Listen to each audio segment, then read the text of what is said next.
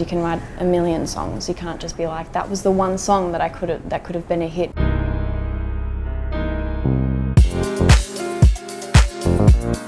Songwriting is something that I've been doing for many years, but it's really nice to be able to collaborate with people on it.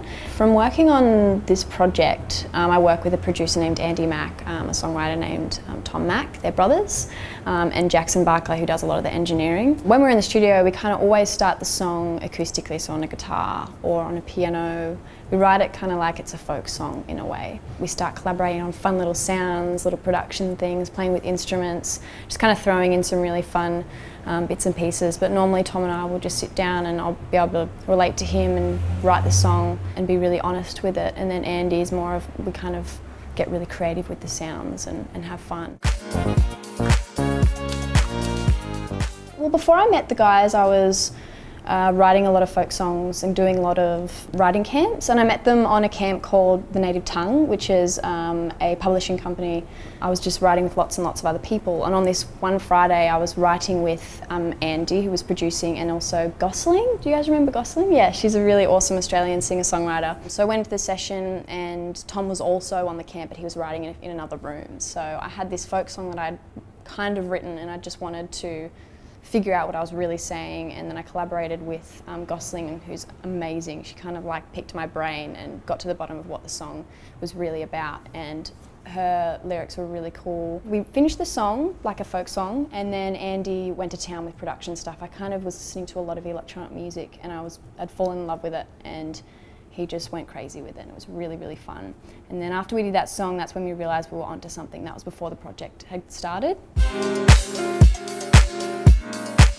Sometimes I think the biggest thing with collaborating with people and doing a session, and if something's not clicking, is to be honest and be like, I don't really like that, or everyone's there to want to make this song right, or make the project right, or make the sound right, make it kind of connect.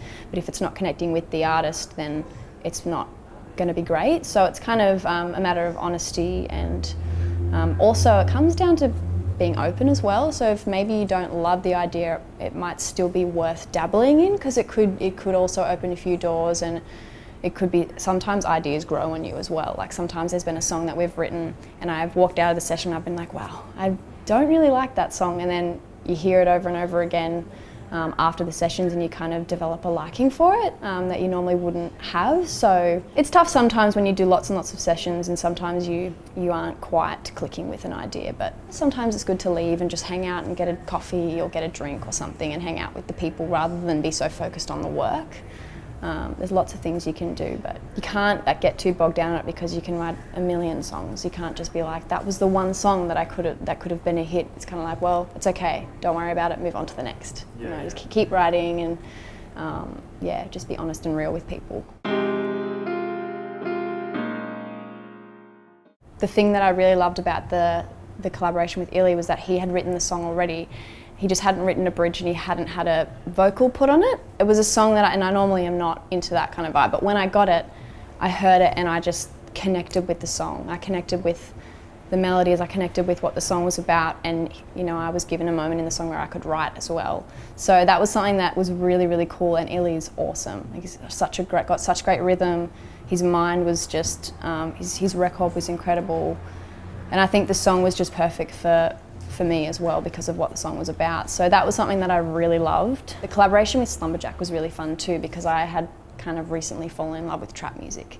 So I was like listening to a lot of trappy stuff, and I had actually listened to a bit of Slumberjack, and I'd been like, oh my God, I love trap, I love this so much. I love electronic music. And then they approached us with this really cool song as well. Again, that was already written, and it was something that I was a bit like, oh, I really want to write something, but I fell in love with the song as well. So it was kind of like, I feel like this is a great collaboration. I did lots of other really fun little parts of the song, and the Slumberjack boys are the best. They've got such a great energy, so whenever we perform live together, it's such a memorable moment. But I'm really excited for future to be able to get in the studio with more people.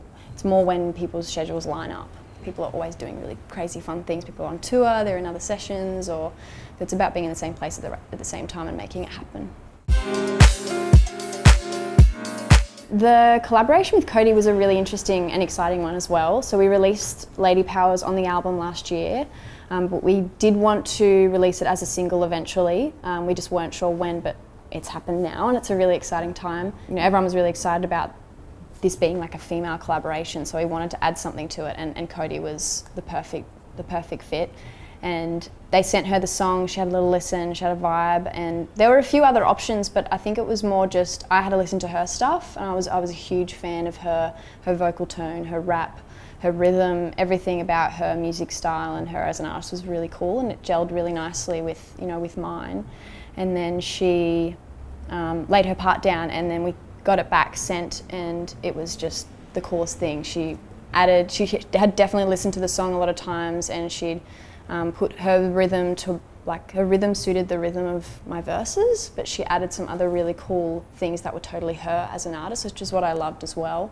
So it's really exciting. We've also got the remix, the Power Ladies remix EP coming really soon with a bunch of women that I'm totally inspired by and really excited to be collaborating with.